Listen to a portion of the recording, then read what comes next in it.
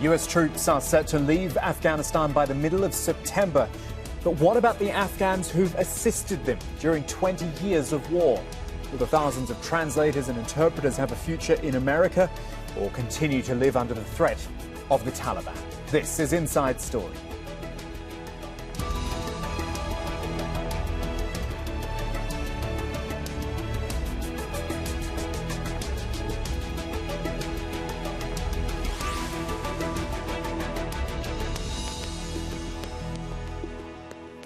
Hello everyone, I'm Kamahl Santamaria. For nearly 2 decades, thousands of Afghans have risked their lives to work with US troops in what became America's longest war. But that war is coming to an end, at least from a US perspective, and it's leaving those Afghans feeling more and more threatened by the prospect of Taliban attacks as the US troop withdrawal approaches. Now, President Joe Biden says those who have helped the US will not be left behind. Interpreters, drivers, cooks, so many others. They have already been offered to apply for a special immigration visa. But approvals have been slow, and a recent coronavirus outbreak at the US Embassy in Kabul only delayed things further. As many as 18,000 applicants with at least 50,000 family members have been waiting for their documents to be processed. They will be relocated to a third country until their visa applications come through. That announcement was made by the White House on Friday. We have identified a group of SIV applicants, special immigrant visa applicants, who have served as interpreters and translators, as well as other at-risk categories who have assisted us. They will be relocated to a location outside of Afghanistan before we complete our military drawdown by September in order to complete the visa application process. So they will do it from another location. The additional details of that, I'm just not going to be able to speak to from here. But more than 100 former Afghan interpreters who worked with US military forces actually protested outside the American embassy in Kabul on Friday. They say many have been denied visas and called on Washington to get them out of the country. All the foreign troops completely withdraw from Afghanistan, and after that, if we target by Taliban, if we kill it, if we get killed by Taliban, who's responsible for us?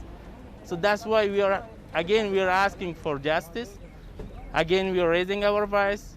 We are asking for our safety and protection. This is our rights that the United States government give us visa. Because if they don't give us the chance of visa, so it's clear that 100% we are dying, and the enemies every time, every day, just they want to kill us. We want to survive, and we don't want our kids become orphans.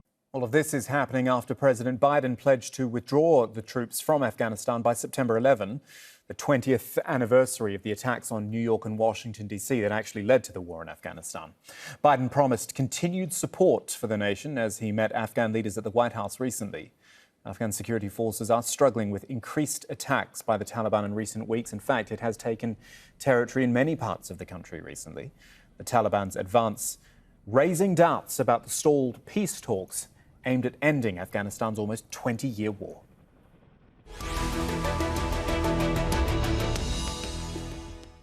So let's introduce our guests for today, starting in Kabul with Arzoo Amiri, who used to be an interpreter for the US Army in Afghanistan. In Washington, D.C. is Lawrence Korb, former Assistant Secretary of Defense, now a Senior Fellow at the Center for American Progress. And also in Kabul is Victoria Fontan, who's a Professor of Peace Studies at the American University of Afghanistan. Thank you to all of you. Lawrence and Victoria, I hope you'll understand that I'll put my first few questions to Arzoo because I really want our viewers to understand what the job entails and get a real feel for what she has done over the past, 5 years, Arzoo? Tell us about the job. Tell us about how you got involved and what it entailed. Hello, sir. At the first, I would like to thank you for giving me this chance to talk about SIV and applications. I have worked for US government, for DoD and DUS projects for 5 years in Afghanistan. And we are Afghan citizens who serve the US missions in Afghanistan. And unfortunately, we are now left behind in life-threatening danger and dire destiny. I have served and I have performed sensitive and trusted activities for US government during my employment. and which is still I'm waiting for my SIV, and my SIV is under review more than 3 years. Okay, we'll talk more about the visa status in a moment. Again, I want to get a little more idea, Arzoo, about the job. Were you out on the front lines with forces? Were you? Just tell us about what you actually were doing, or as much as you can tell us what you were doing with the United States.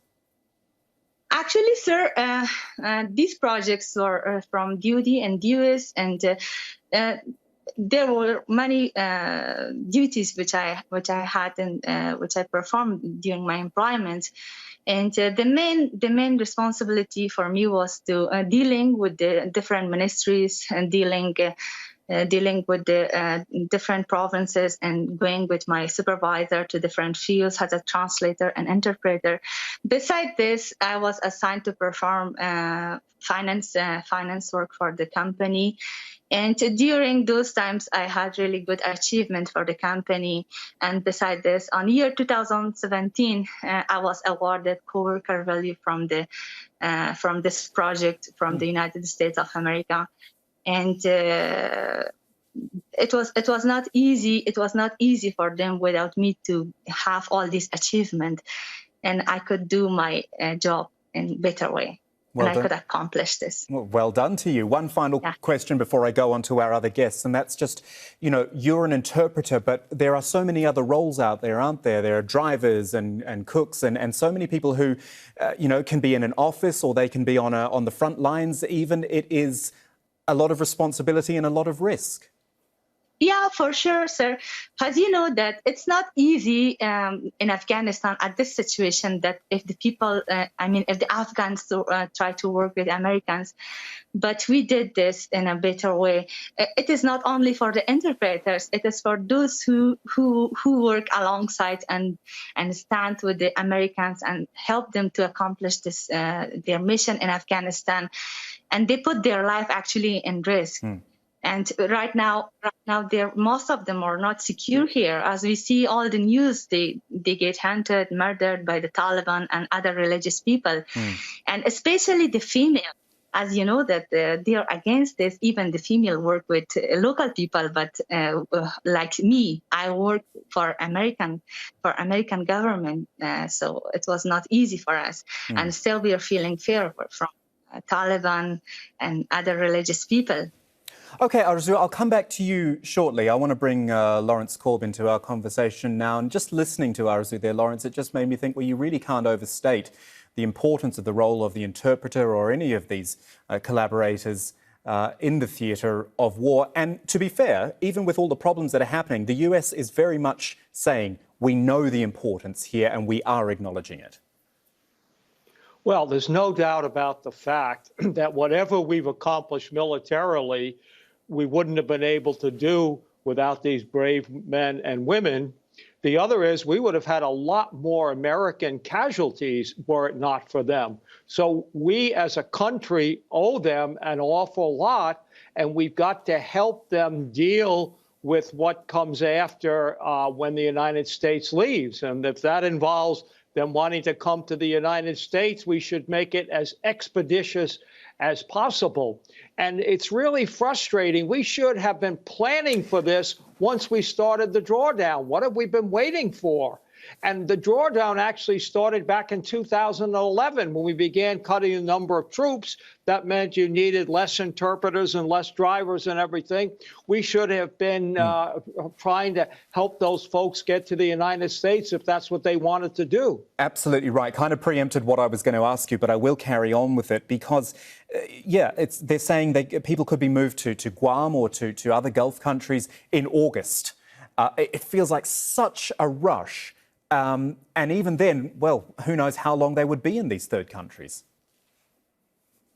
Well, that's correct. And, you know, we could send them, for example, to Guam, which is an American territory, and go through the whole, processing stage while we're there. But we had all kinds of, inappropriate regulations. You had to work for 2 years. No, it should be 2 minutes if you were working for the United States.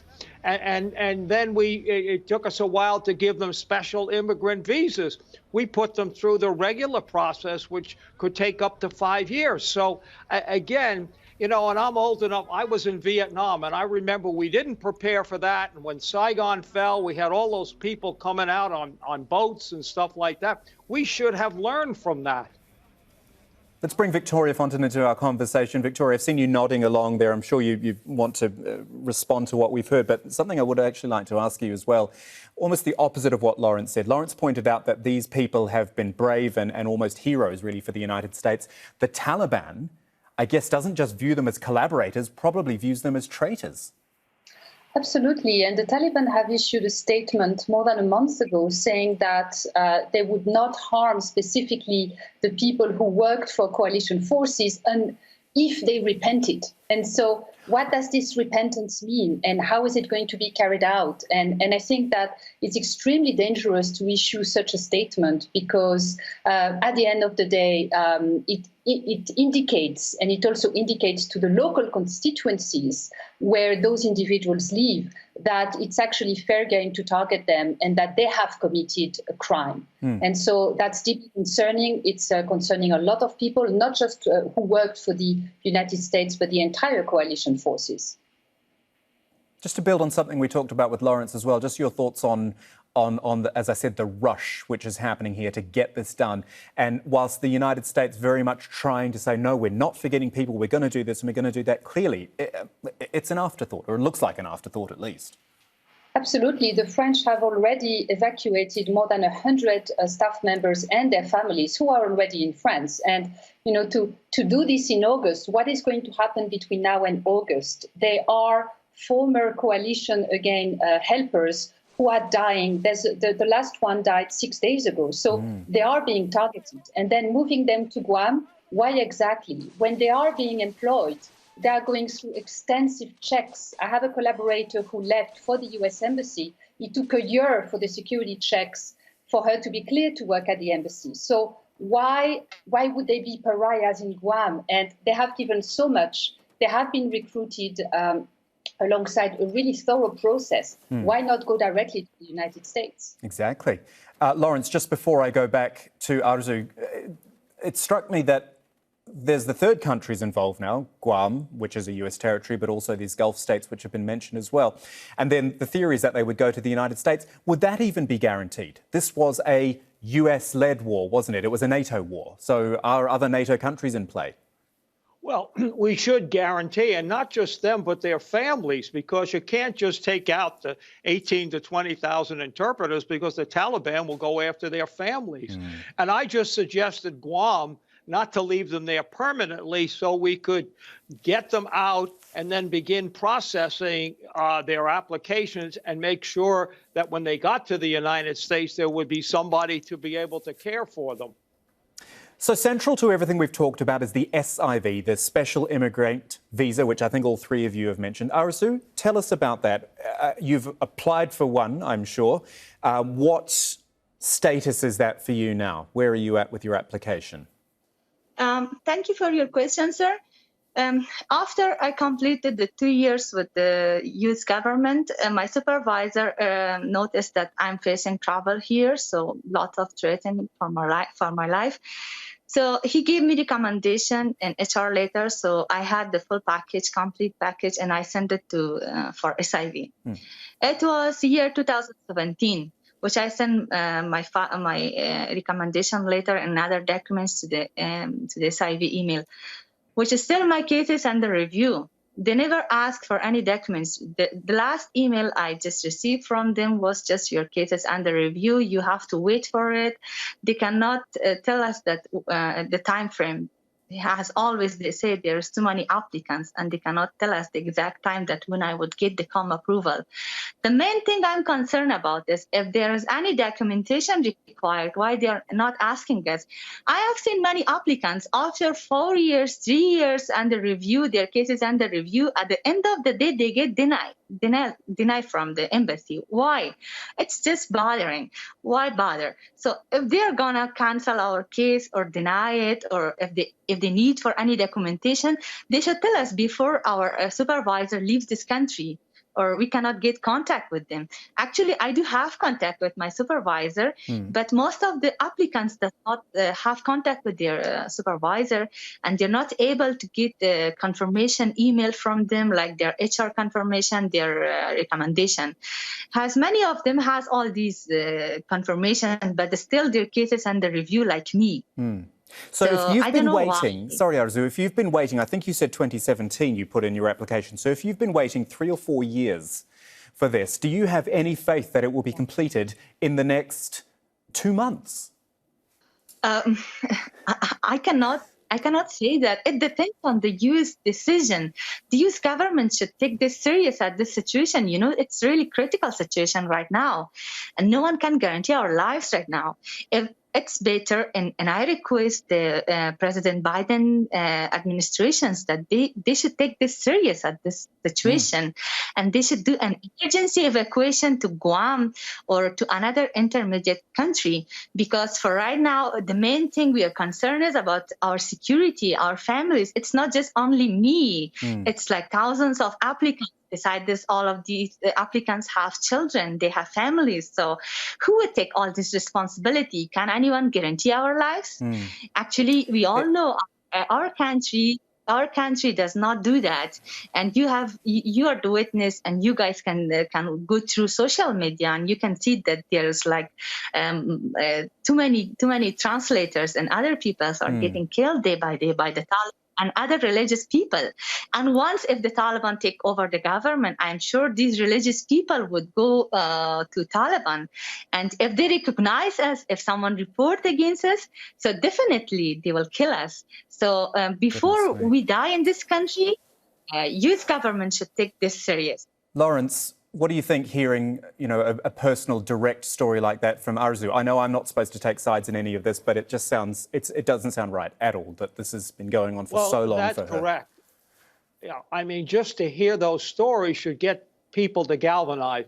Senator Angus King, who's an independent but caucuses with the Democrats, says my hair's on fire when hearing these type of things. I'm a member of the American Legion. We've been pressing the Congress to change the laws so these people can get it in more quickly. I think the Biden administration finally waking up to the problem, because when they talked about getting out of Afghanistan by, the anniversary of 9/11, they didn't deal with this right away. They should have been dealing with it when they knew they were leaving. Victoria, your reaction to what you heard from Arzoo there, we know there's a huge problem here for so many people, but it really personalised it, certainly for me then, hearing about what she's going through and the fear that she has as well. Absolutely, it does. And I think that, one should always remember that there is no military operation and no peace and no development operation without the help of national staff. And everything that we have been doing for the past 20 years has been achieved thanks to this national staff. And from my perspective, I see that every day. I hear this every day from many different areas of Afghanistan.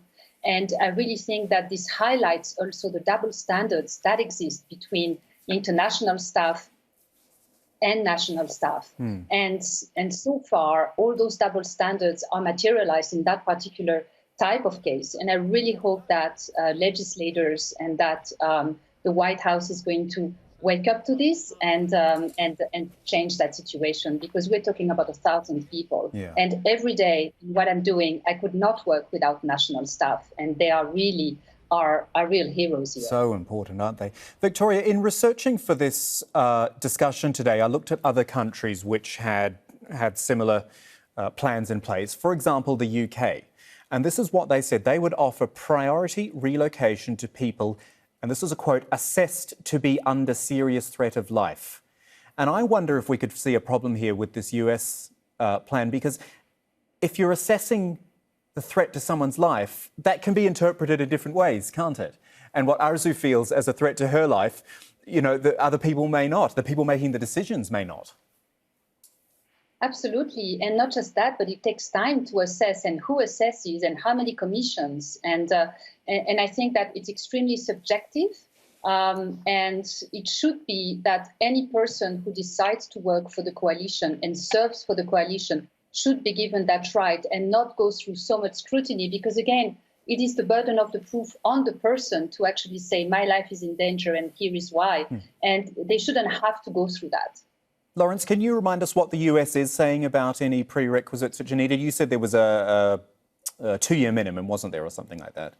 Well, first there was a 2-year minimum, then they changed it to 1 year. And even that just artificial, because if you've been working for 6 months for the U.S., the Taliban's not going to say, oh, you didn't do it for a year, so we'll leave you alone. No, we should people are worried, well, if you take them in, you might get a few people who don't deserve. Yeah, you can make mistakes, but by and large, you're going to do the right thing. And that's why, get them out. Get them someplace. If you don't like Guam, then, to Staten Island, for example, or Ellis Island, and then go over it to make sure. But you've got to get them out. That's the key thing. And it's also been complicated by the fact you've got COVID there. And, they're worried about that, too. But again, what you need is the president to say, listen, just as I said, we're getting out in this time. We're going to let those people in and do it. Some of the other countries being mentioned, Lawrence, Qatar, Bahrain, for example, here in the Gulf. I mean, what would they have to gain? Why would they want to get involved in this? Well, again, for humanitarian reasons, if they, and if these people feel they would rather stay in the Middle East than come to, a country thousands of miles away, I think they should have that option. But the fact of the matter is, their first option, the option they can choose, should be the United States. If they want to do something else, fine, but we got to let them have the option to come here. We're starting to run down the clock, so I'll go back to Arzoo Amiri in Kabul. Let's say, Arzoo, that this does happen, that you get moved, either if it happens to Guam or directly to the United States or wherever. What do you expect of your new life in the United States? What do you want to do? Thank you, sir. At the first, I hope and I wish that U.S. administration take this serious and do this emergency evacuation directly to the states. For those who doesn't have any issue with their SIVs, why they should stay for a long time in Guam or another country. And once I get my visa, I would rather to work there, and I would like my children to be able to continue their school, and I would like to continue working and serving for the U.S. government. Besides this, I can continue my master's degree, as I was not able due to security problem here in Afghanistan to continue my education. But I hope that one day I would be able to finish this. And do you know anyone? Do you know anyone, Arzoo, any of your friends or colleagues who have been successful with their immigration and they've managed to get through to the US? Yeah, I do. There is like my 2 friends. They are living in Virginia. One of them used to work for WFP. She got her visa, I think, 3 years ago. Now she's working in a I don't know in where, but she has a good job at the States. And my another friend, her husband used to work for the U.S. military, and 8 years ago, they went to the United States. They're also living in Virginia. They're happy, and their kids are happy. Their family is happy. They don't feel fear from anything. So yeah, they have good life at the States. Yeah. I hope one day I have like they do. Arzoo, we all hope that this really does turn out well for you in the end. I'm sure Lawrence and Victoria do as well. Thank you so much for your time. And yes, Lawrence, Korb and Victoria Fontan as well. Thank you so much. And as ever, thank you for watching. There is always more online, either at aljazeera.com, where all our previous editions live. You can catch up on them whenever you want. Facebook.com/AJ Inside Story for more discussion there. And on Twitter, the show is at AJ Inside Story. I'm at Kamahl AJE if you want to drop me a line. From the whole Inside Story team, thanks for joining us. We'll see you again soon.